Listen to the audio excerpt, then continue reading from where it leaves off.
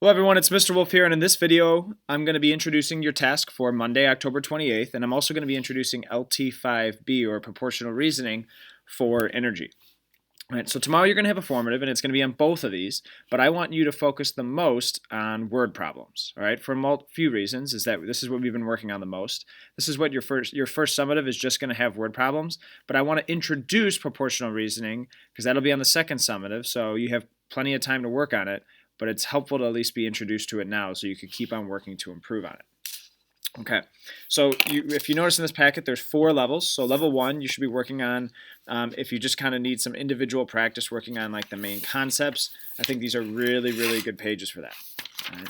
The level 1 for proportional reasoning, I'm going to go over in a second, so that's why it's a level 1 problem. And then level 2 is, you know what, I want to work on these full problems, but I need a little bit of guidance, right? So that's what these pages are right here.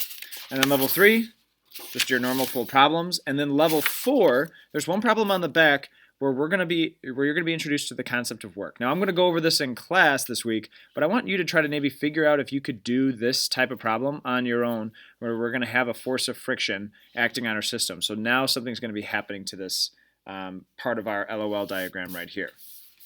All right. So your assignment is to do 2 levels. All right, so if you look at this and you're like, you know what, I need to start working on level 1. I need to kind of get like my graphs down. I need to kind of understand how to write my equations. Then start on level 1. All right, but if that's the case, I want you to be able to graduate and complete level 2 as well. So if you choose to start on level 1, you complete those problems, and then you also complete level 2. Right? If you decide, you know what, I want to start on these level 2 problems, awesome. But then your assignment is to also complete the level 3 problems as well. Right? If you choose level 3 problems, then complete level 3, and then do the level 4 as well. Don't worry about this problem right here. It's just going to be extra practice if you ever need it. All right, so let's look over proportional reasoning. All right. And by the way, these 2 levels are due tomorrow. Make sure that you thoroughly complete them, and I'm going to check in the homework before you guys take the formative tomorrow. And I'll try to give you guys a little bit of time to work or to ask questions on these problems as well. All right, so here a biker moves down the road and has a kinetic energy of 825 joules. The same biker moves down the road with triple the velocity. By what factor does the kinetic energy of the biker change? So a few things I'm going to do. I'm going to just make this general chart of my actual numbers. I can maybe zoom in on this now. Actual numbers. And that's going to be any number with a unit, so 825 joules. And then my factors. So it says that my velocity is going to be 3 times as much. What am I looking for? That's always a good question to ask. So by what factor does the kinetic energy of the biker change? So K, right, is equal to question mark. And so that means that I'm going to have to use this equation. K equals 1/2 mv squared, right? So I also need to know what mass is. So it tells me that it's the same biker. So if it's the same biker, he or she has the same mass.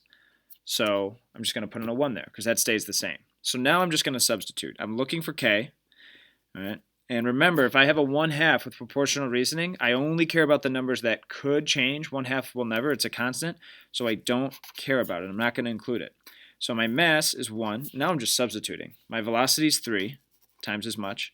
Notice, though, that it's squared in the equation. So K ends up being 9. What does that mean? It ends up being 9 times as much. So that's interesting. We triple the velocity, but our kinetic energy goes up even more, 9 times as much.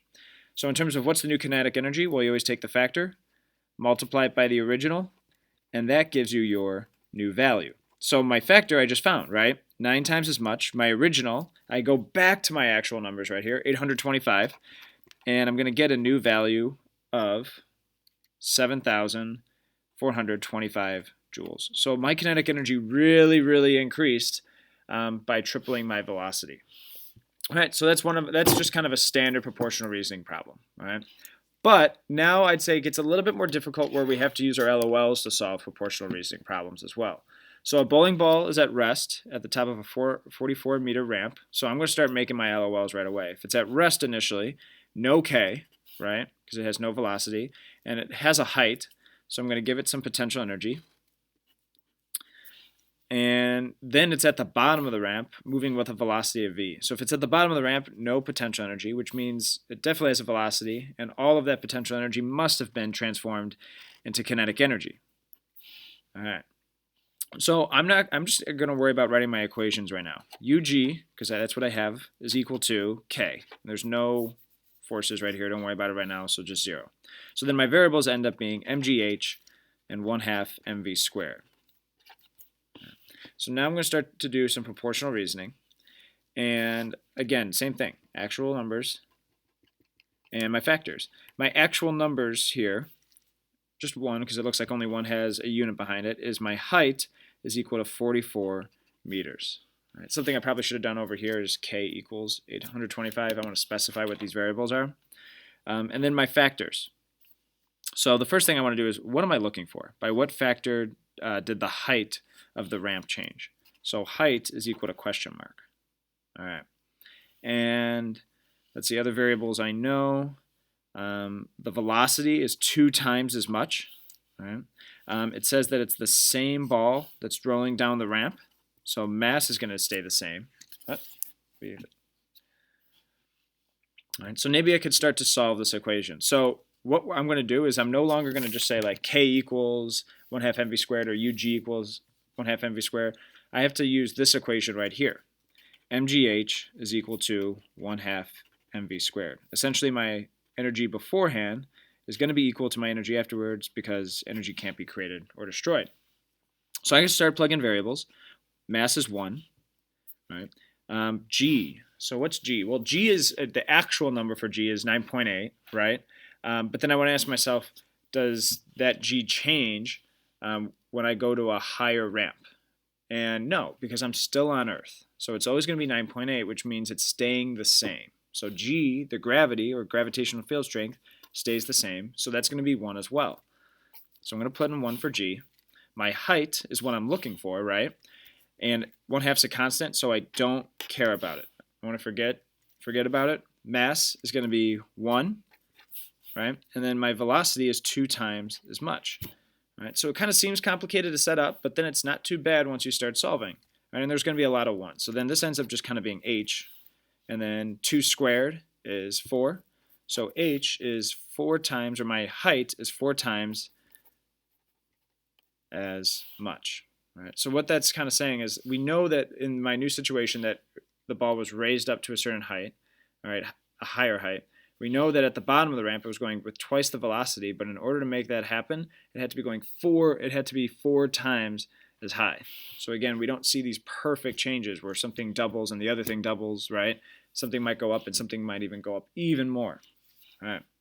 So height's 4 times as much, and then what I want to do now is what's the new height? So same thing, factor multiplied by the original is going to equal my new value. So my factor is 4 times as much. My original, if I go back here, is 44 meters. And then my new value is 176 meters. All right. So hopefully this run through on proportional reasoning was helpful. And I'd like you to choose what level you want to start on and then make sure that you are able to graduate and complete that next level by tomorrow. Have a good day, everyone.